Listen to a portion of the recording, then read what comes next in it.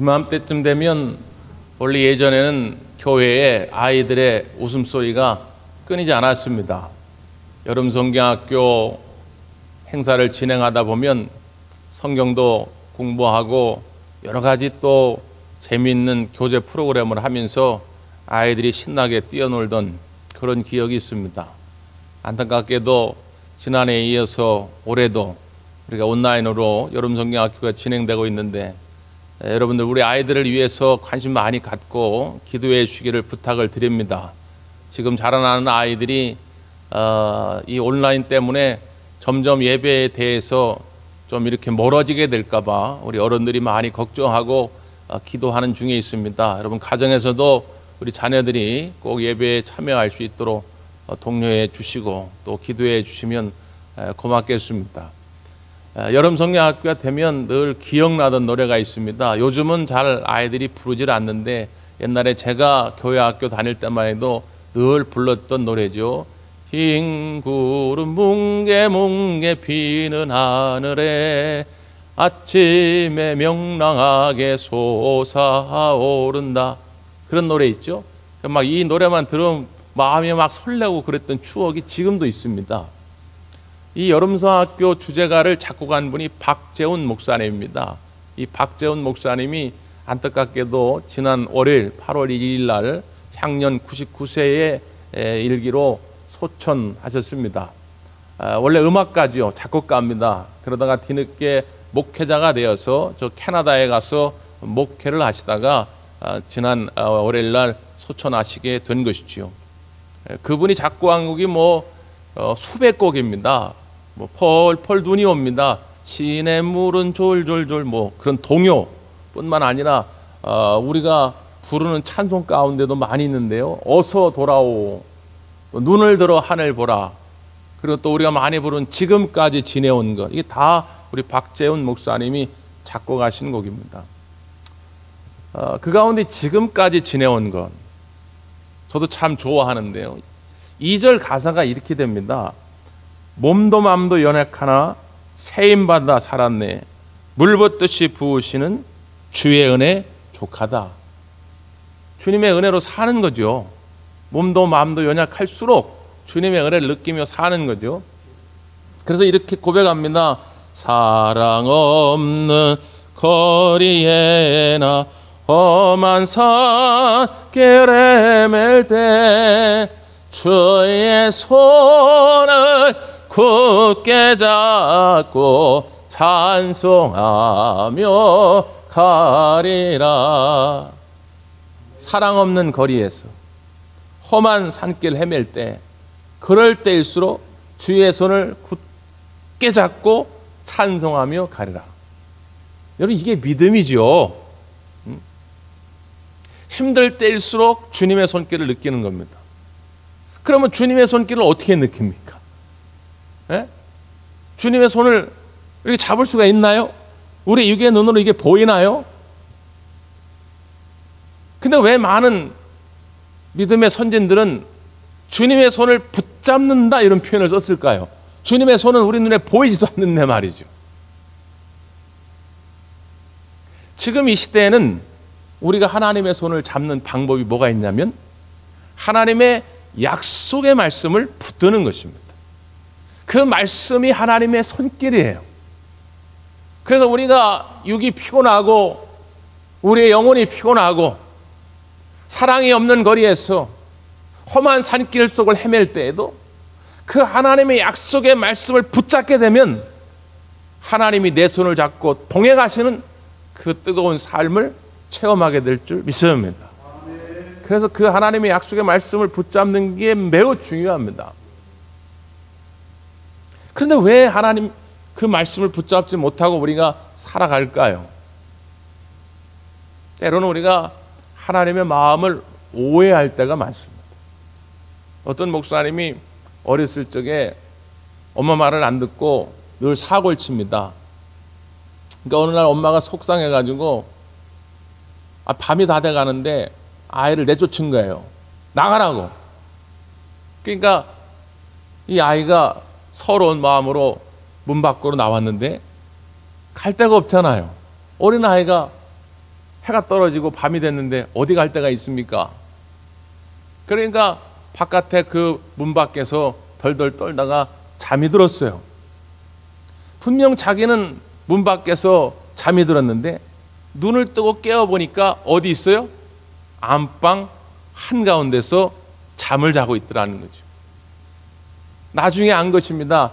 자기는 쫓겨났을 때 엄마가 나를 미워하는구나, 엄마가 나를 버리는구나, 그렇게 서러워서 울면서 잠이 들었는데 알고 봤더니 엄마는 아이가 나간 다음에 그 문 안쪽에서 귀를 대고 계속 들어보는 거죠. 애가 진짜 어디 가나. 네? 실제 이 아이가 어디 먼 길 가면 어떻게 되겠어요? 엄마는 혹이나 그럴까 봐 계속 관심을 갖고 기다리다가 아이가 잠이 드니까 그 아이를 안고 방 안으로 데리고 와서 재우는 것이죠.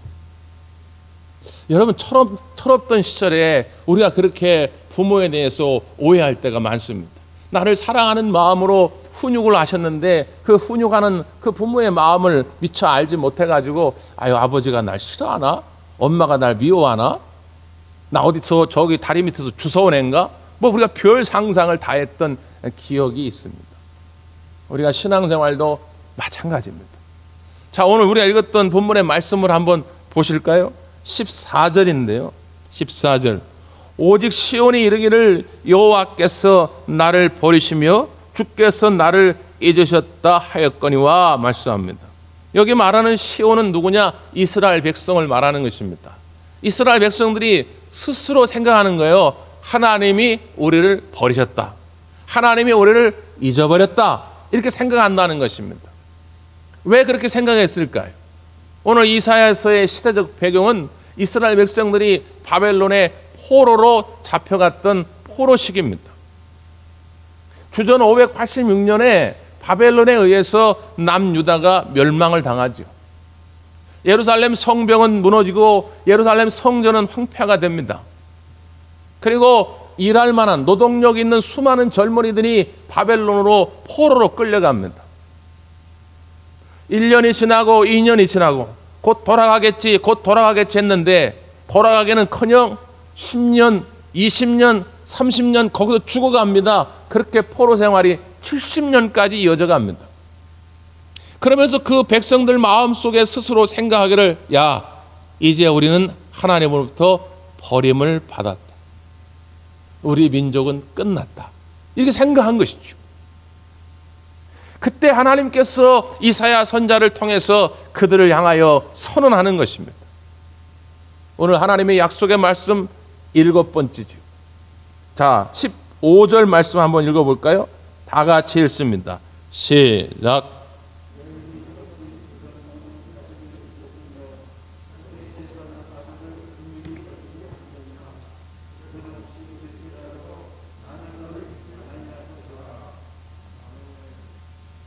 먼저 여인을 비유로 드셨어요. 여인이 그냥 여인이 아니고요. 어떤 여인이요? 엄마가 된 여인이죠. 엄마가 되기 전의 여인과 엄마가 된 다음에 여인은 완전히 달라집니다. 엄마가 되기 전에는 바퀴벌레만 보면 도망가던 여인이 엄마가 되면 애 옆에 바퀴벌레 오잖아요. 그냥 이 손바닥으로 때려잡습니다. 엄마의 힘은 위대한 것이죠. 그 엄마가 자기가 배 아파서 난 아이를 잊겠느냐 그 말이에요. 그러니까 하나님도 하나님의 사랑과 똑같진 않지만 이 세상에서 하나님의 사랑과 견주어 비유할 수 있는 사랑은 엄마의 사랑이라고 인정하는 것입니다. 그 엄마의 사랑이 이 세상에서 최고의 사랑이다. 그런데 안타깝게도 간혹 가다 보면 그 엄마의 사랑을 저버린 사람도 있다. 대개의 엄마는 그렇지 않지만 엄마의 사랑이 이 세상에서 최고의 사랑이지만 간혹 가다가는 그 엄마가 자기가 배 아파 난 자식을 버리기도 하고 학대하기도 하고 요즘 간혹 매스컴에서 나오는 것은 그 아이를 죽이기도 합니다. 그래서 하나님께서 하신 말씀이에요. 혹시 육신의 엄마는 잊을지라도 나는 너를 잊지 아니할 것이다. 이 땅에서 그래도 가장 숭고한 사랑이 엄마의 사랑이요, 아버지의 사랑이요. 가장 희생적이고 가장 헌신적인 사랑이 엄마의 사랑이지만 간혹가다 그 엄마일지라도 자식을 잊어버리고 자식을 버린다 할지라도 나는 결단코 너를 잊지 아니할 것이고 버리지 아니할 것이다 약속하는 것입니다. 이 약속의 말씀을 붙잡는 것이 하나님의 손을 꽉 붙잡는 거예요.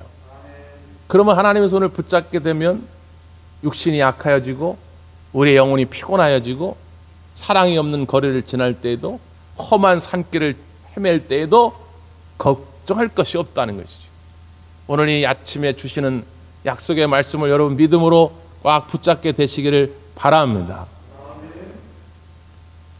앞에 이사야 44장 21절에는 이렇게 또 강조해 놓으셨어요.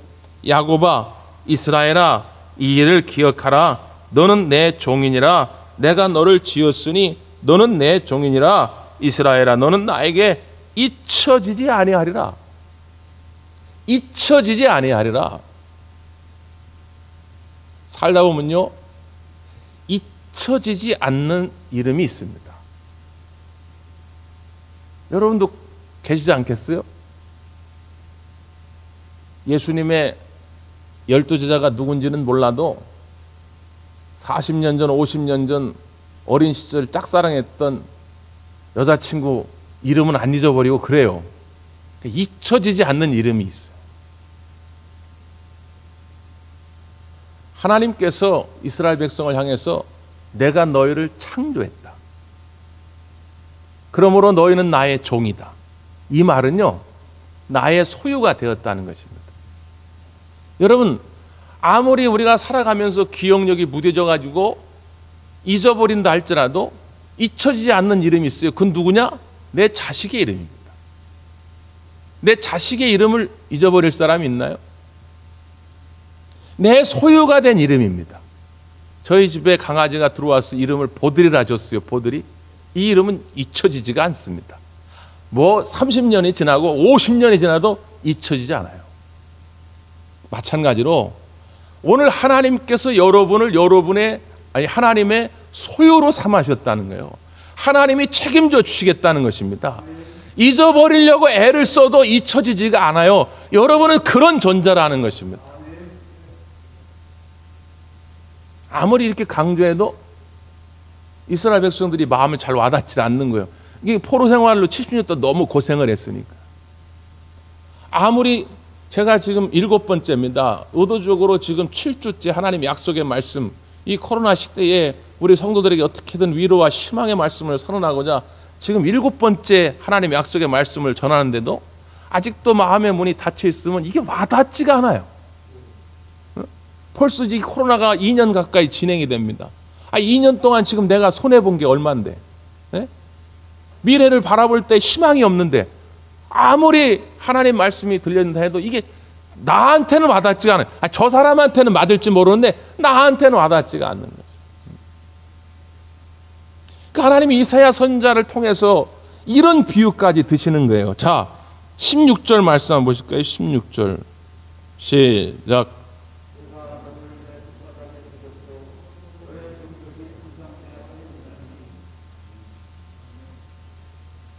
그 이름을 얼마나 소중히 여겼든지 어디다 새겨요? 손바닥에.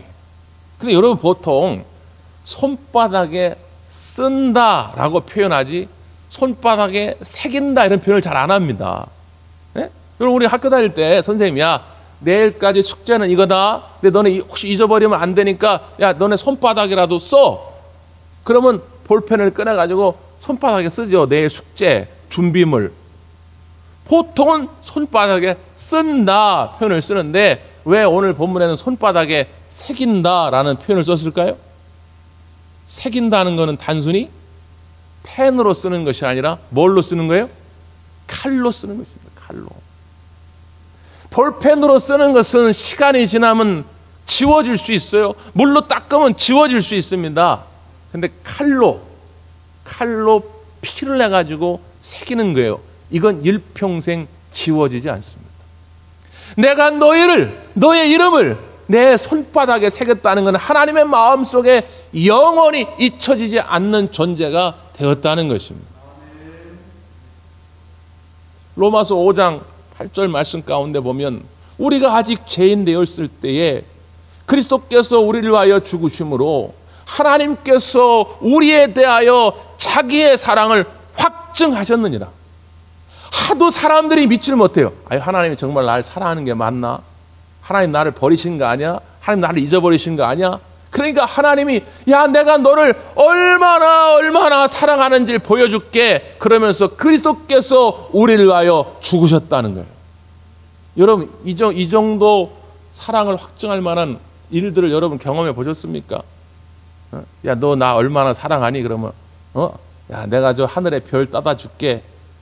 겨우 그런 정도의 말이죠. 너 약속한 거 정말 지킬 수 있어? 그러면 너 그렇게 못 믿으면 내가 우리 아파트 담보로 제공할게. 이 정도죠. 내 자식을 죽여가지고 나의 약속을 보증한 적이 여러분 있냐? 그 말입니다. 저는 할 수 없습니다. 목사님이 하신 말씀 그 약속 지키시려면 그 정빈이 다빈이 죽이세요. 전 못합니다.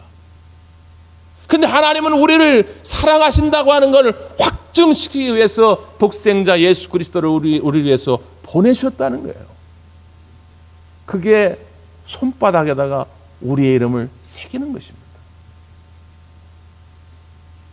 미국의 헬리스 브리지스라고 하는 작가가 있는데 그분이 쓴 작품 가운데 당신은 특별한 사람이라는 제목의 소설이 있습니다. 실화를 바탕으로 한 소설인데요. 거기에 그런 대목이 나와요. 뉴욕의 한 고등학교인데 고등학교 졸업반입니다. 그 졸업반에 담임 선생님이 이제 졸업을 며칠 앞두고 학생들을 이제 한 명씩 이렇게 불러내요. 그러니까 앞에 불러내가지고 이 아이의 평소의 장점을 쭉 이렇게 설명합니다. 칭찬을 해줘요. 그리고 리본을 달아주는데 그 리본에 뭐라고 써있냐면 당신은 나에게 특별한 사람입니다. 그리고 달아줍니다. 그렇게 반 아이를 한 명씩 다 불러가지고 일일이 다 장점을 소개하고 칭찬해주고 당신은 나에게 특별한 사람입니다. 리본을 달아줍니다. 그리고 숙제를 내주는데 앞으로 일주일 동안 여러분들도 여러분에게 감사한 사람들, 여러분에게 큰 도움을 줬던 사람들을 찾아가서 선생님이 여러분의 한 것처럼 똑같이 하시기를 바랍니다. 이렇게 숙제를 내줘요. 그러니까 어떤 학생들은 친구를 찾아가기도 하고 어떤 학생은 선생님을 찾아가기도 하고 부모님을 찾아가기도 하고 그래가지고 이제 이렇게 리본을 달아주고 당신은 나에게 특별한 사람입니다. 이렇게 전하는 거죠. 어떤 학생은 자기가 이제 고등학교 졸업하고 뭘 할까 진로 때문에 고민인데 마침 그 학교 주변에 한 회사가 있는데 그 회사의 부서장님을 통해서 도움을 받게 됩니다. 그래서 그 부서장님을 찾아갔어요. 리본을 달아주면서 당신은 나에게 특별한 사람입니다. 고마웠습니다. 인사를 하고 또 선생님이 하신 말씀 그대로 숙제를 내주는 거죠. 당신도 다른 사람에게 전해 주십시오. 이렇게 한 것입니다. 그러니까 이 부서장이 자기 누구한테 이걸 전해줄까 리본을 고민을 하다가 자기 사장님이 생각이 난 겁니다. 이 사장님은 평판이 별로 좋지 않습니다. 악덕 기업주입니다. 사원들에게도 별로 존경받지 못하는 사장님. 그럼에도 불구하고 좋은 점이 있지 않겠어요. 그래서 결단을 내려가지고 이 부서장님이 사장님을 찾아간 거예요. 그래서 그 리본을 이렇게 달아주면서 당신은 나에게 특별한 사람입니다. 그러면서 사장님의 고마웠던 일을 몇 가지 쭉 얘기하는데 이 사장님이 눈물을 뚝뚝 떨어뜨리는 것입니다. 그도 원래부터 그렇게 강팍했던 사람은 아닙니다. 근데 사업 초기 믿었던 사람에게 배신을 당해가지고 사업에 큰 어려움을 당했어요. 그때부터 사람을 못 믿는 거예요. 그래서 강팍해진 것이죠. 그래서 가정에서도 일터에서도 별로 그렇게 존경받지 못했던 그런 사람이 된 것이죠. 근데 자기의 삶이 후회스러운 것입니다. 자, 자기도 이제 숙제를 부여받았어요. 그럼 나는 누구에게 갈까? 집에 돌아가가지고 자기 아내에게 그리고 자기 자녀들에게 리본을 달아주면서 눈물로 고백합니다. 당신은 나에게 특별한 사람입니다. 그래서 이 운동 때문에 그 일대가 놀라운 변화를 경험했다는 거예요. 그 책의 소개가 됩니다.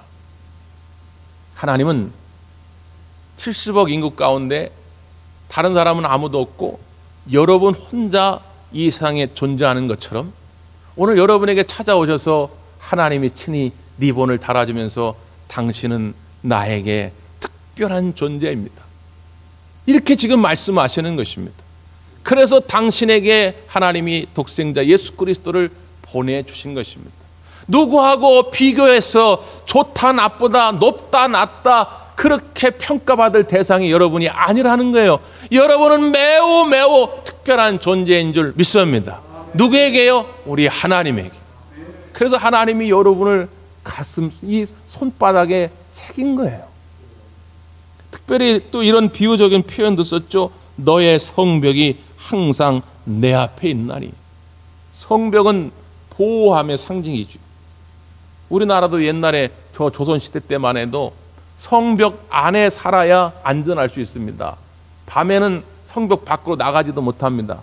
밤에 성벽 밖으로 나가게 되면 거기는 도적대가 들끓고 산적이 들끓고 맹수가 들끓고 그러니까 밤에는 다 성벽 안으로 들어오지요. 근데 그 성벽이 항상 내 앞에 있다 그 말은 하나님이 계속 그 성벽을 지켜보고 있다는 것입니다. 혹시라도 성벽이 무너질까? 혹시라도 성벽을 넘어서 어떤 도적대나 맹수들이 오지는 않을까? 하나님이 그 성벽 안에 백성들을 지키기 위해서 하나님이 늘 지켜보고 계시다 그 말이에요.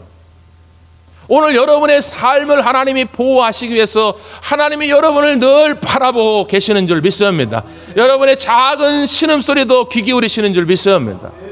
그게 우리 하나님의 사랑이거든요. 이 마음을 좀 알아주라 그 말씀입니다. 근데 지금은 안 보이죠. 지금은 그냥 포로 생활입니다. 바벨론 사람들한테 놀림을 받습니다. 힘겨운 육체 노동을 해야 됩니다. 꿈과 희망이 없죠.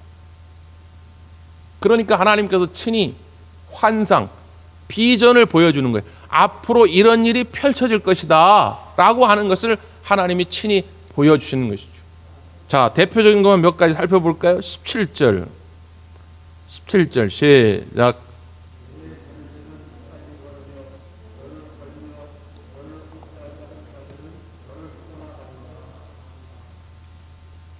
그 17절에 대한 해설이죠. 18절 내 눈을 들어 사방을 보라. 그들이 다 모여 내게로 오느니라. 나 여호와가 이르노라. 내가 나의 삶으로 맹세하노니 내가 반드시 그 모든 무리를 장식처럼 몸에 차며 그것을 띠기를 신부처럼 할 것이라. 무슨 말입니까? 바벨론의 포로로 잡혀갔던 사람들이 다 고향 땅으로 돌아오게 될 거라는 거예요. 내 자녀들은 빨리 걸으며 이 말입니다. 또 너를 헐며 너를 황폐하게 하던 자들은 누굽니까? 이 바벨론 사람들인데 이 사람들은 다 이 땅에서 떠나가게 될 것이다. 그 이스라엘 땅이 그 예루살렘 성벽이 예루살렘 성전이 온전히 재건될 것이다 라고 하는 것을 보여주는 것입니다. 또 이런 그림도 보여줍니다. 자, 20절 시작.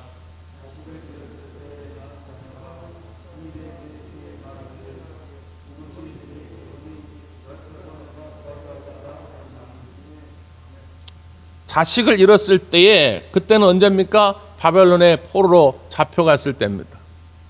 사랑하는 남편, 사랑하는 아들, 저 어린 아들들도 조금 힘만 쓸만하면 다 노예로 잡혀가는 거예요.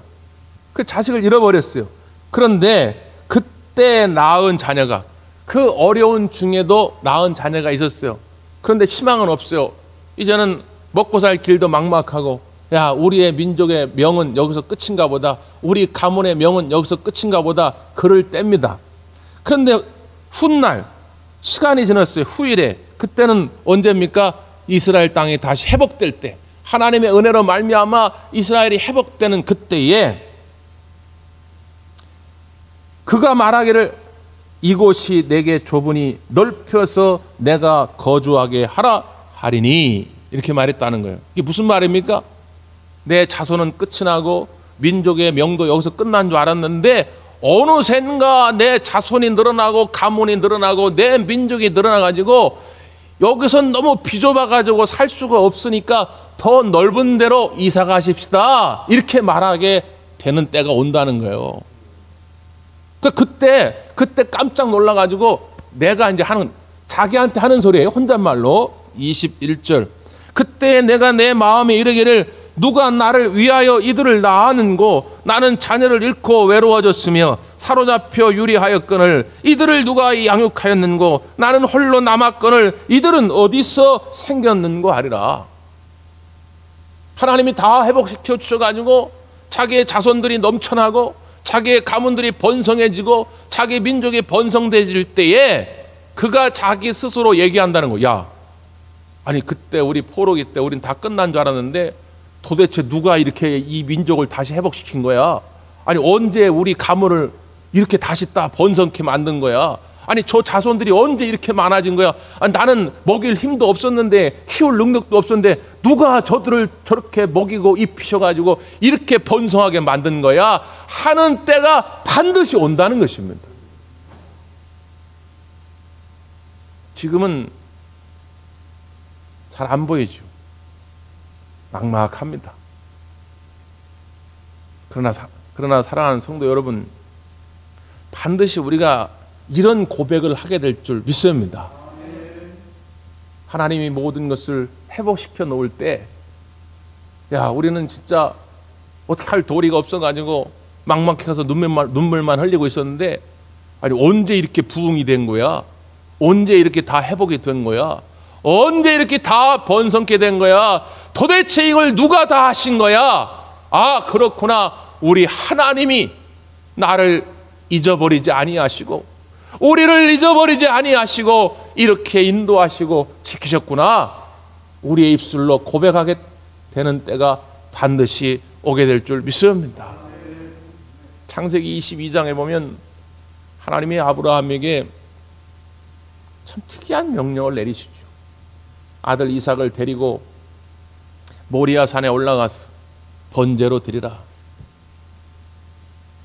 그 말씀을 받고 아브라함은 망설이지 않고 그 다음날 아침에 종과 그리고 아들 이삭을 데리고 모리아 산을 향합니다.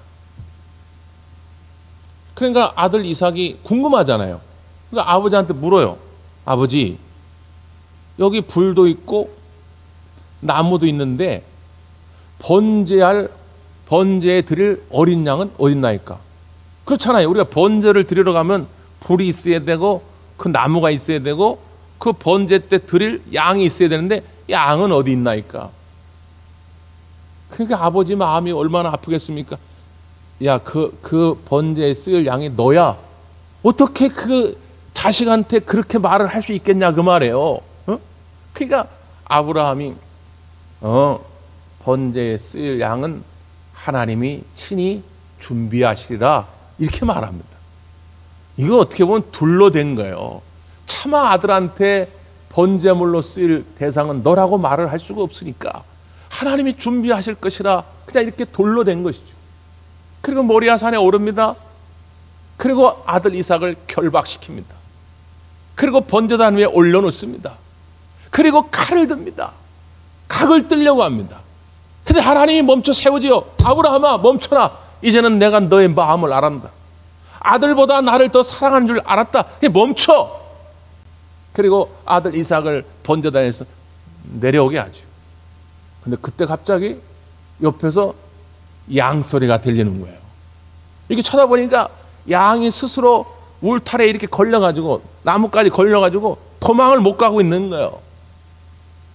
그래서 그 양을 잡아다가 그곳에서 아들 이삭과 함께 번제단을 쌓습니다.